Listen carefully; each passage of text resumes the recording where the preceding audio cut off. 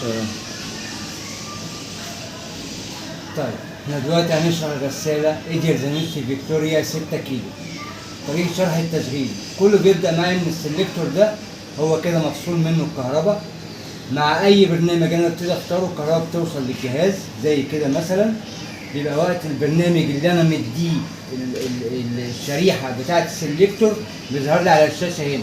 يعني كل المراحل دي مختصة بغسيل القطن. عندي فيها درجات حرارة، عندي 90 60 40 30 درجات حرارة في برنامج قطن فقط، وهكذا برنامج ألياف صناعية سينستيك درجات حرارة 60 50 40 30، وهكذا برنامج نواعم أو ملابس داخلية أو غيارات داخلية برضو بيبدأ معايا درجات حرارة 40 30 40 30 40 30 وبارد.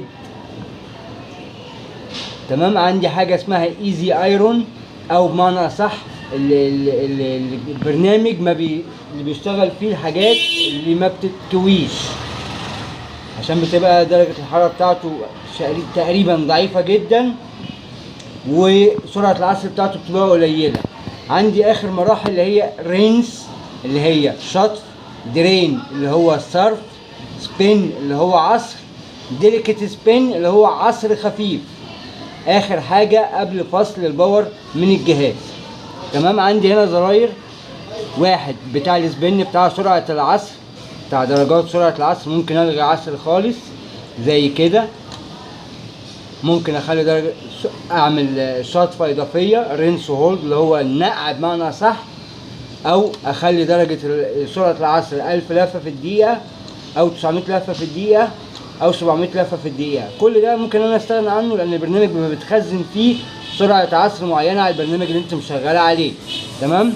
عندي زر جنبه اسمه اوبشن، بيديني يا اما انا عايز اوفر، هو اي نعم وقت البرنامج بيبقى طول شوية بس موفر معايا، يا اما بعمل غسلة اضافية اللي هي غسلة المبدئية البري ووش.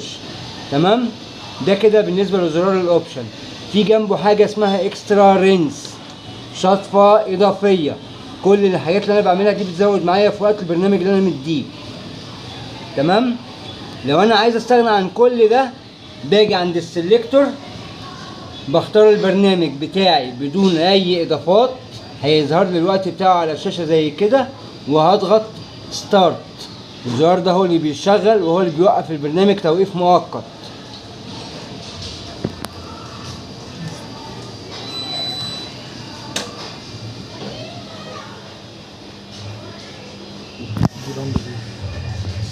اللمبة دي بتاعت قفل الباب.